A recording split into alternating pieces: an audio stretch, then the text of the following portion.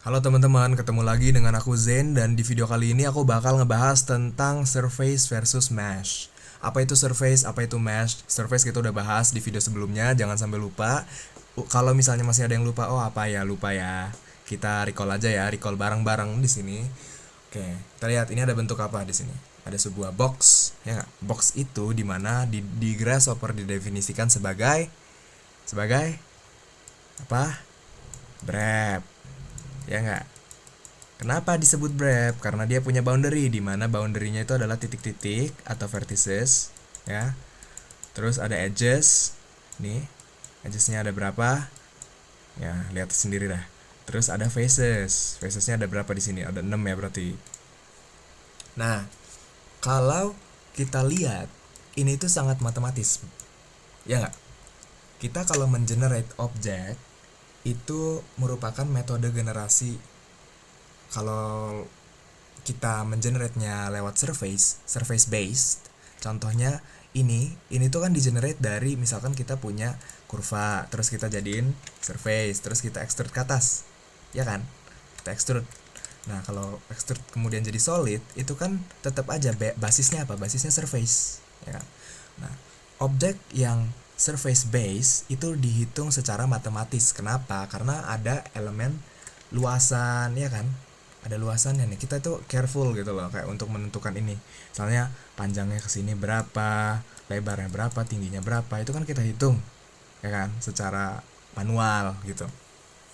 Dan objek-objek lainnya misalnya kayak eh, ada apa sih, sphere gitu ya, ya kan, itu kan generate-nya itu base-nya matematis. Dan surface itu dihubungkan dengan kurva yang telah kita buat dalam parameter yang matematis gitu. Misalnya kita punya kurva sinus gitu, ada kurva sinus lagi.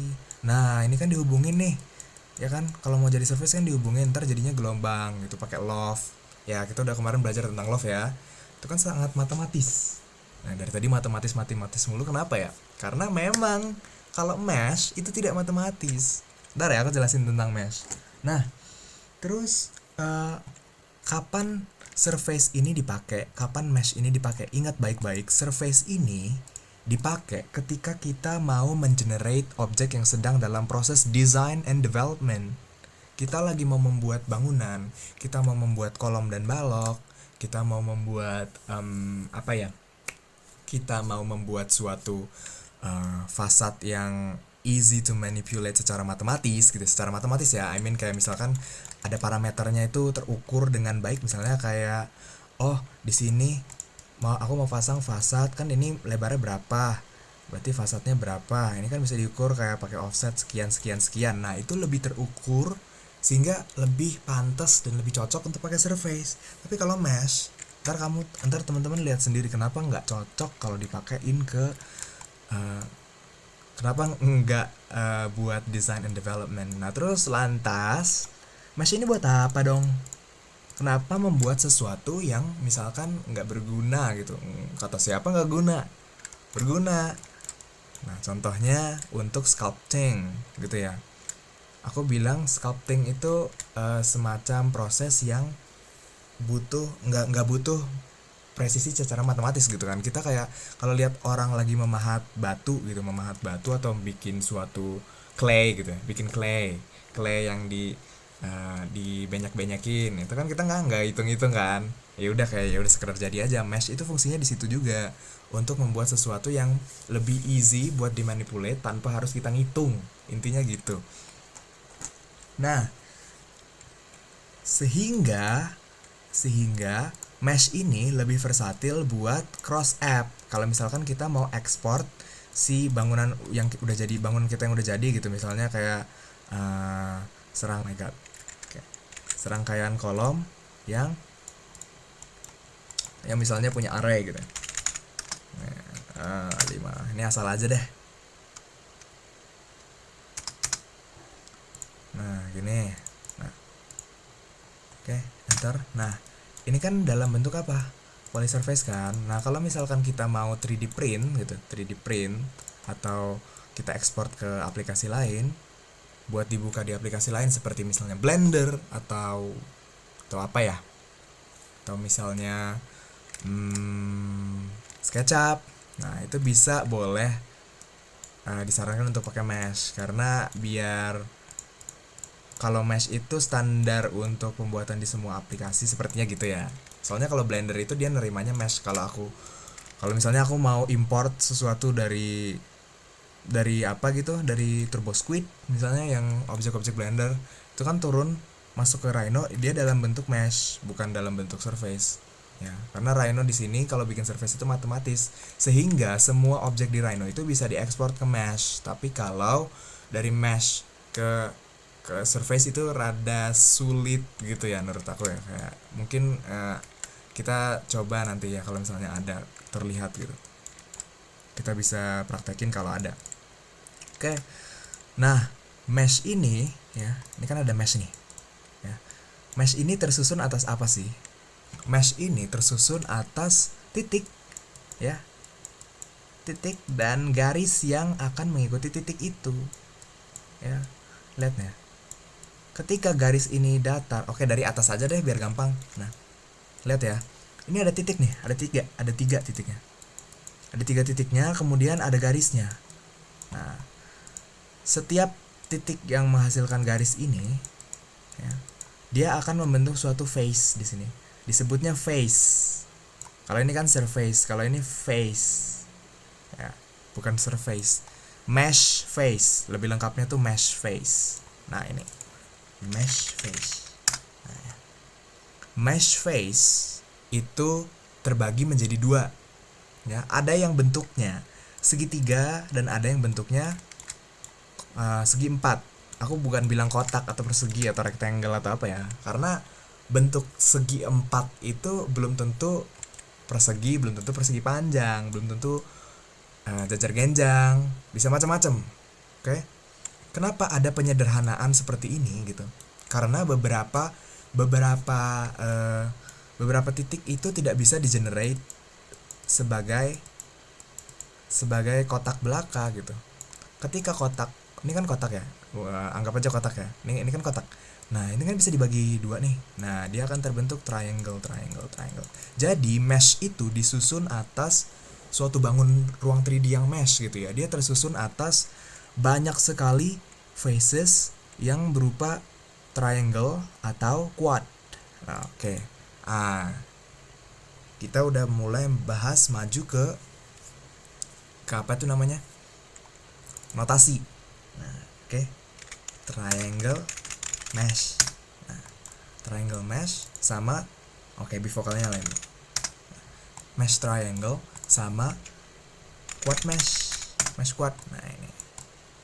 Oke. Nah, titik-titik yang ada di ujung ini itu bukan koordinat. Kita nggak main koordinat kalau di mesh. Kalau di surface, polysurface atau segala geometri yang sifatnya surface base, itu dia pasti akan diminta poin itu ada di koordinat mana. Nah kalau di sini nggak, dia mainnya apa? Dia mainnya index, guys. Dia mainnya index. Oke, kita masukin dulu ya. Kita coba untuk menganalisis mesh ini ya. Oke. Tapi sebelum itu aku mau ngasih keunikan dulu mesh ya, biar teman-teman gampang dilihat dicernanya. Jadi ini kan ada triangle mesh nih. Kita coba pencet ya. Kita coba evaluate untuk bisa ngambil titiknya, ngambil titik di ujung dari mesh ini. Control Shift. Ini kan ada titik ujung nih. Klik, dapat. Nah, mesh itu karena dia parameternya titik terhubung dengan titik dan akan membentuk face dan garis ini dia akan mengikuti arah di mana titik tersebut akan belok-belok. Oke. Akan dibelokkan atau diapain. Nah, jadi kayak ini tuh cocok banget buat sculpting. Ya. Sangat cocok untuk ya kayak Blender aja. Kalian pernah ngemodelin di Blender nggak sih yang misalnya ada face-nya, terus face-nya kita giniin gitu, terus kita apa ya, misalnya ada ini nih, terus kita tikung gitu, kita belokin ke sini. Nah itu kan jadi kayak lebih lebih organik, lebih kristal, lebih kita bisa memanipulasi sesuka kita. Kalau surface enggak, gitu. Surface gimana coba ya, kita explode gitu kan. Nah gini kan, kalau dia nggak ada control pointnya dia pasti akan kebuka-buka. Itu dia perbedaan antara geometri mesh dan geometri surface gitu ya. Sekarang kita masuk ke teknik manipulasi mesh dari Grasshopper. Kalau tadi kan di Rhino lebih gampang. Sebenarnya lebih gampang dari Rhino karena kita ya udah kayak tinggal sculpting gitu kan. Tapi kalau misalkan kalau mau lebih terukur, walaupun mesh nggak bisa diukur sedemikian, tapi mau ya udah pakai parameter number gitu ya. Kita kan di sini main number kan. Terus kita mau bikin sesuatu gitu ya lebih sebenarnya bisa juga dilakukan di Grasshopper gitu. Contohnya gini nih, misalkan kita punya mana ya, coba pakai ini quartz sphere. Nah quartz sphere gitu ya, scale-nya 1000 gitu. Ini kan ada mesh nih. Nah density-nya berapa ya, density itu kepadatan si ini kan bakal jadi kayak lingkaran gitu, sphere gitu kan. Gini. Nah, dia maksimal 8 kayak gitu. Nah terus kita lihat itunya, boundary-nya, face boundary. Nah dapat kan, ini kan udah dapat nih. Terus nah ini kan tiap-tiap ini ada verticesnya kan, ada titik-titiknya kan. Coba kita deconstruct mesh ini nih ya, kita bisa lihat ada titik-titiknya di sini. Nah titik-titiknya ini dia punya indeks. Nah, cara tahu indeksnya gimana, kita pakai point list, size nya 1000. Oke. Gede. Nah gini dah. Oke, cantik. Oke. Nah, lihat dah di sini. Titik-titik ini dia bergerak dalam indeks. Sebenarnya bisa diukur secara matematis juga. Kalau kita lihat di vertices ini bisa ada perhitungan koordinatnya. Tapi when it comes to kita mau memanipulasi faces gitu ya, faces ini dia hanya bergerak berdasarkan indeks. Contoh, kenapa ini Q? Oke, kita masuk notasi ya. Notasi untuk mesh, untuk setiap face yang ada pada mesh itu bergantung pada tipenya. Kalau quad yang memiliki 4 titik dia Q, kalau yang triangular dia T. Nah, Q indeks pertama, indeks kedua, indeks ketiga, indeks keempat. Karena ada 4 kan. Nah, terus kalau triangular itu biasanya cuma 3. Ya emang bukan biasanya, emang 3. Cuma X, Y, Z. Nah, dia mainnya di indeks karena konsepnya tuh sama kayak gini. Kayak misalkan kita mau main Lego gitu ya. Atau kodifikasi untuk misalkan ini tuh punya warna gitu. Ini tuh punya warna dan ini tuh warnanya anggap aja kuning gitu ya. Oke. Yang kuning itu indeksnya indeks berapa?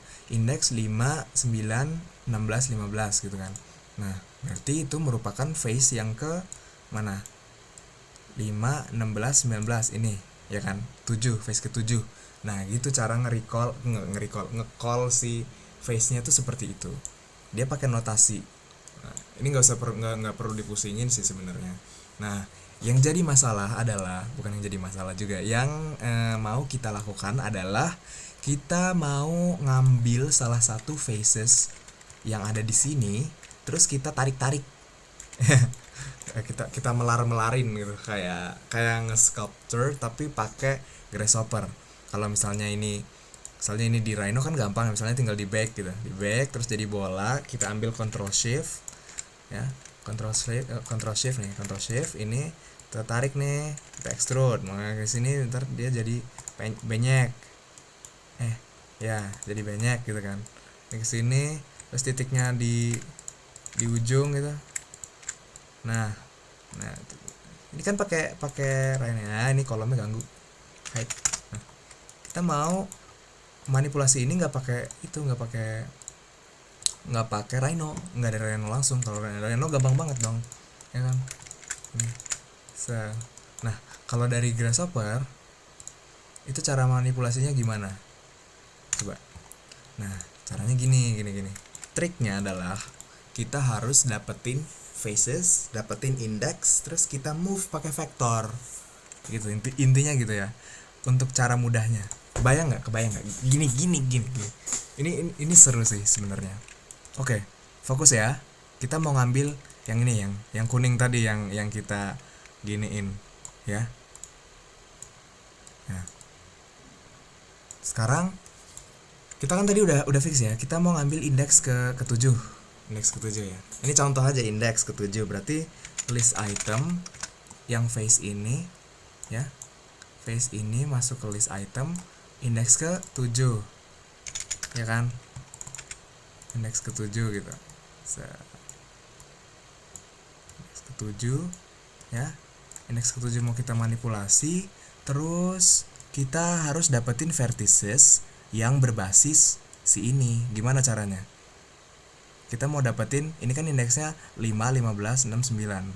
Nah, kita bisa ngelakuin dengan cara deconstruct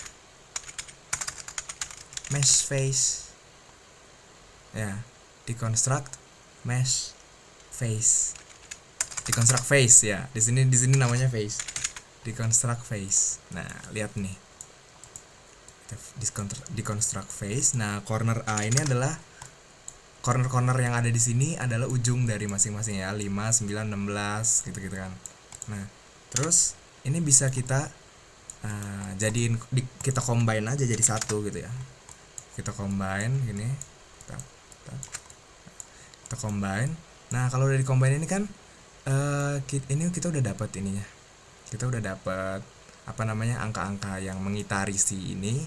Kemudian kita pakai suatu alat yang powerful gitu ya. Dia merupakan komponen kurva juga, komponen vektorisasi di surface geometry, namanya point deform.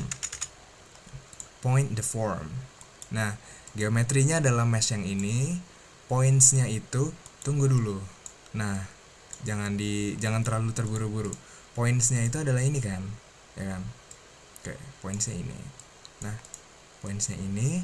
Kemudian di sini kan ada parameter motion ya. Motionnya kita mau gerakin secara maniak lah, terserah kamu kemana. Ini kira-kira kemana ya enaknya? Kira-kira enaknya kemana? Kesana gitu. Ke arah sini. Sumbu apa sih ini? Sumbu, kita lihat ya. Nggak kelihatan. Sumbu X ya, sumbu X. Kita arahin ke sumbu X ya. Kita arahin supaya si face ini kedepak, bukan ketarik ke sumbu X gitu.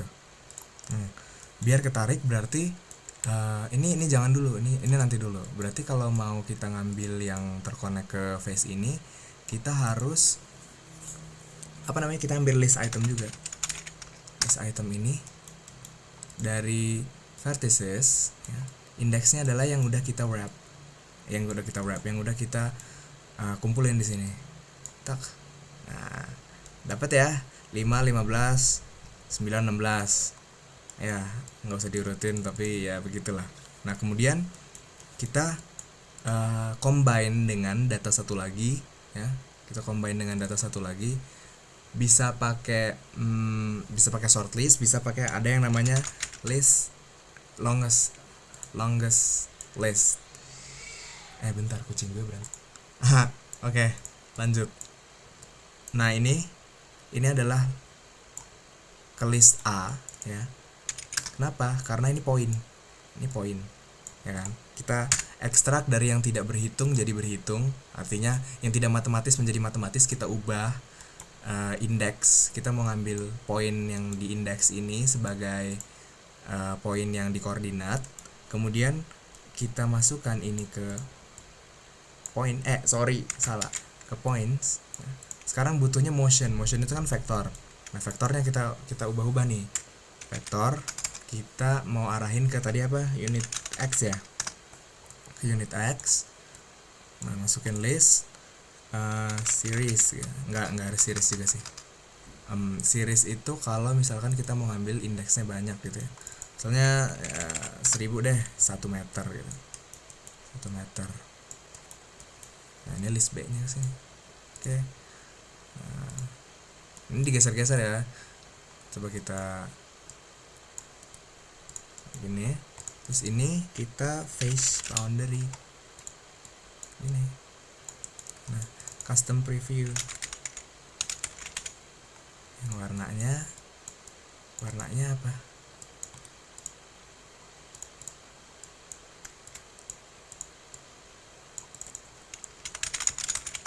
Custom preview juga, ini warnanya hitam. Gitu ya. Oke, udah. Ini kan geser-geser. Nah, terus bisa rentangnya sampai negatif juga. Minnya negatif 1500 biar bisa ada efek penyok gitu. Gini. Tuh. Kemudian kalau mau penyok begitu, kalau mau rada lancip ke sana. Itu ya. Kalau mau poinnya doang yang dimanipulasi bisa aja, berarti nanti pas di form ini geometrinya ini pointsnya satu aja, cari titik. Misalnya ini nggak usah di connect ke banyak, jadi satu titik aja. Nah, dia akan terdeformasi gitu ya, nggak deformasi untuk satu titik. Oke. Satu objek ini bisa kita manipulasi banyak juga gitu ya, nggak cuma yang di face yang ini. Misalnya kita bikin series gitu, indeksnya 1 2 3 4 5. Nah, terus habis itu yang ini juga series gitu. Ini kayak nggak proper deh color swatch ini gitu ya. Nah, gini aja deh, lebih oke, lebih nyala. Startnya 10, stepnya 2000. Pasti ntar banyak yang ngaco. Nah, atau di random, bebas di random misalnya random tuh, dapetin siapa namanya, angka, pakai domain. Kita mau ngegerakin unit X ini. Enggak, kalau misalnya mau pecah gitu ya, pakainya yang construct vector. Mana ya, bikin vektor aja deh, vektor. Nah ini ya, vektor X, Y, Z. Ini range-nya berapa? 1000 tuh 10.000. Gede banget ya, 5.000 deh, 4.000 deh, nawar. numbernya sebanyak ini, ekstrak parameter sebanyak ini gitu ya. Ntar di randomnya seednya 1000. Kemudian bikin lagi juga.